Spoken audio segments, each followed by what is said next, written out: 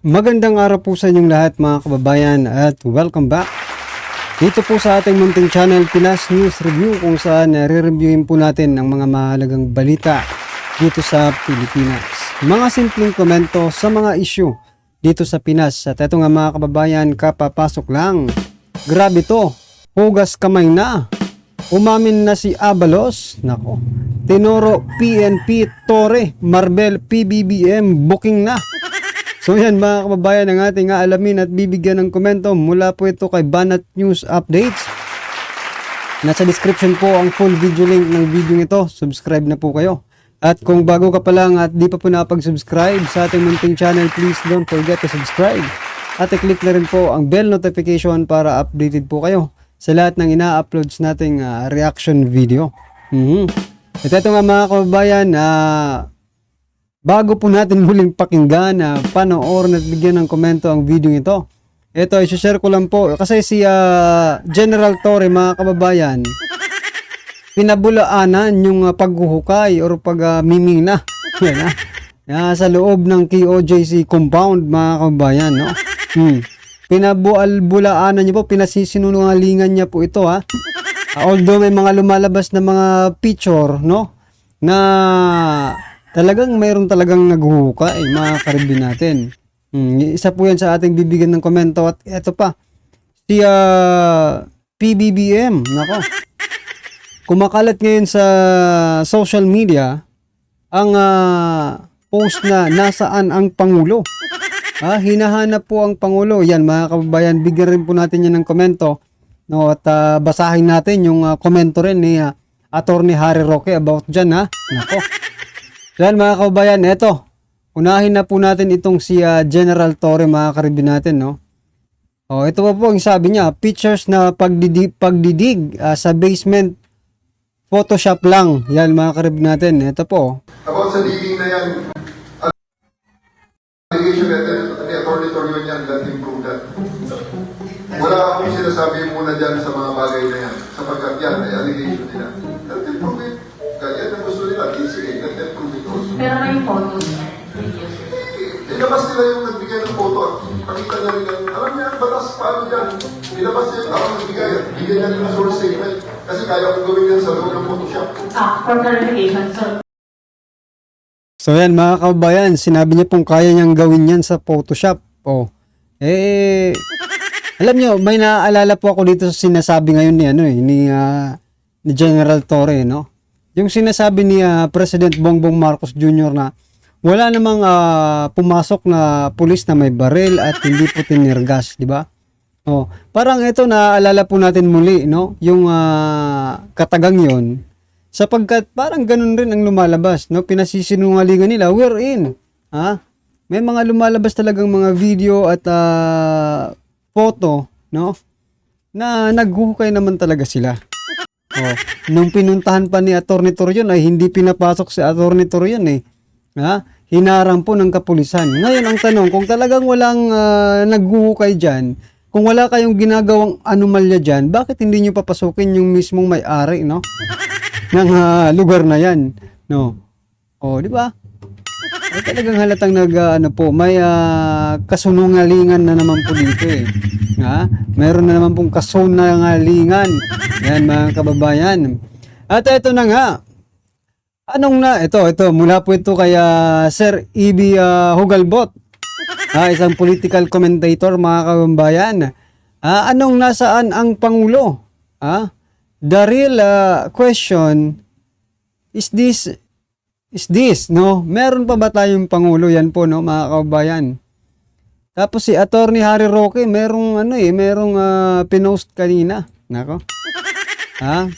Na nag-away pala. Si PBBM at First Lady, sabi doon Kwento ko na lang kasi hindi natin mahanap kung nasaan na yun. Pero kung gusto niyo pong makita, puntahan niyo po sa page ni Attorney Harry Roque, no? Yan. Nagkakagulo na po sila. At nangasul na. Naging blue na po. Sinugod sa ospital.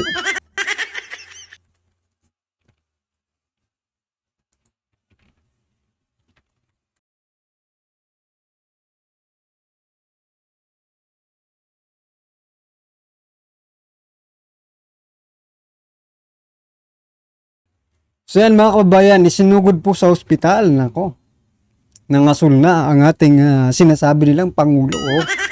Nasaan ang Pangulo? Di ba?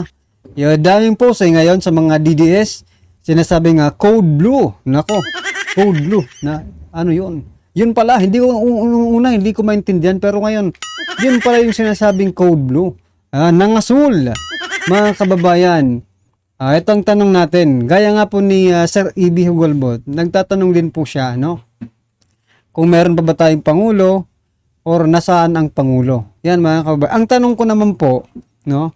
Dito sa ating administrasyon, wala bang karapatan, no? Wala bang karapatan ang sambayan ng Pilipino na malaman ang tunay na sitwasyon ng kalusugan ng ating Pangulo? Diba? Kung wala naman, dapat magpakita siya, di ba? Sa mga ganitong issue, dapat pinabubulaanan niya ito personally, di ba? At magpapakita siya mismo, live, di ba? Kasi pag patuloy po silang magtatago, no? Doon nga po sa panawagan ng taong bayan na mag-hair follicle test, hindi po nila ginawa, di ba?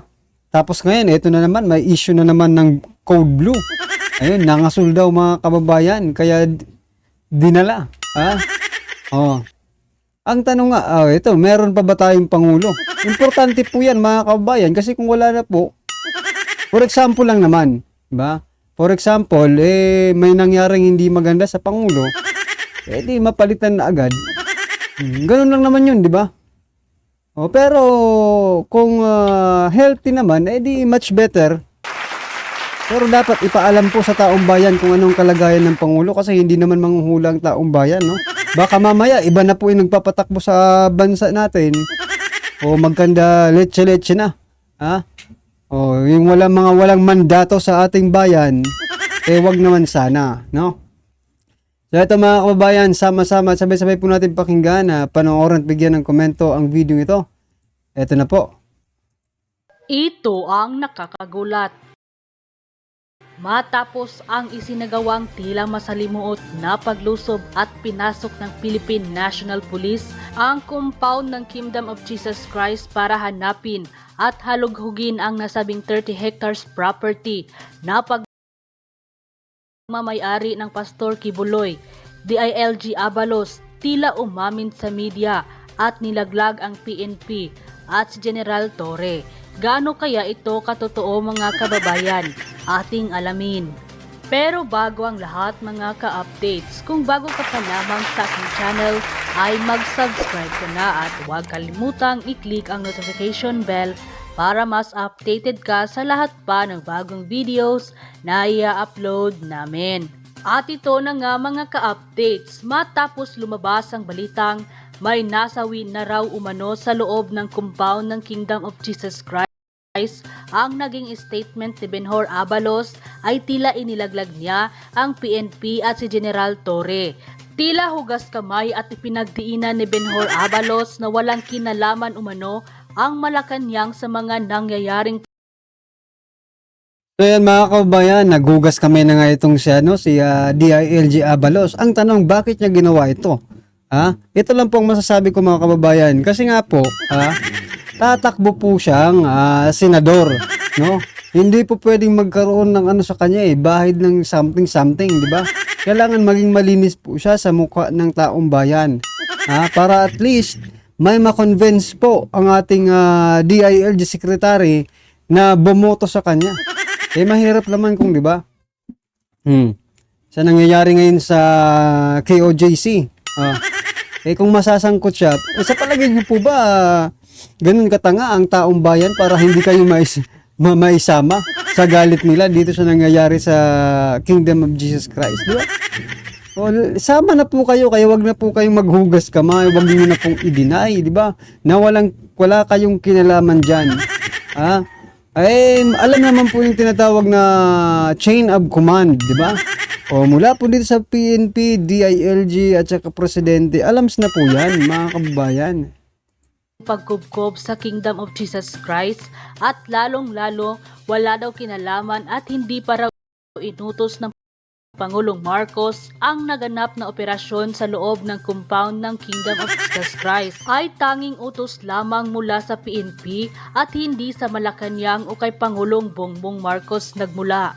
Ayon sa inilabas na balita, ayon kay Abalos, Palace had no hand in KOGC operations. Kidapawan City, Department of the Interior and Local Government or DILG Secretary Benjamin Abalos Jr. denied on Monday Malacanang Palace involvement in the police operations against the Kingdom of Jesus Christ or KOGC. I gave autonomy to the police if they feel there is adequate intelligence report because they know better than me. If they feel there is adequate intelligence report, so be it.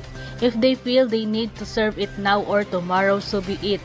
He said in an interview during the 110th founding anniversary of Cotabato Province. Abalos added that he did not want to obstruct justice, so he policed the leeway to attempt to serve the arrest warrant against KOGC leader Apollo Kibuloy, whom intelligence reports placed inside the religious group 30 hectares Davao compound. It is big. There are allegedly hidden passageway, so the police need to check it room by room. Just imagine how tedious it is, he added. Abalos called on the public to bear with the police in their law enforcement duties. I hope nobody will obstruct so that we can finish it. The sooner the better for everyone, he added. Referring to the pending arrest of Kibuloy, he also made a personal appeal to the KOGC leader to turn himself into a face due process. Look at Laila de Lima. She has been accused of many things, but look at the wheels of justice right now. Laila is out. That's why he should not worry, Abalos said. So yan mga kababayan, kinumpara pa si Pastor Apollo Kibuloy dito kay Dilima. Anong klase ba ito? Alam naman po natin tingnan nyo na lang iba po kasi yung kaso drug queen nga po yung tawag dito kay kay Dilima.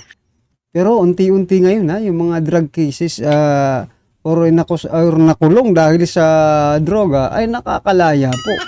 Yun po yung pagkakaiba kasi si Pastor hindi naman droga Kaya talagang pinag-iinitan nyo ngayon Yun po ang totoo mga kababayan, di ba?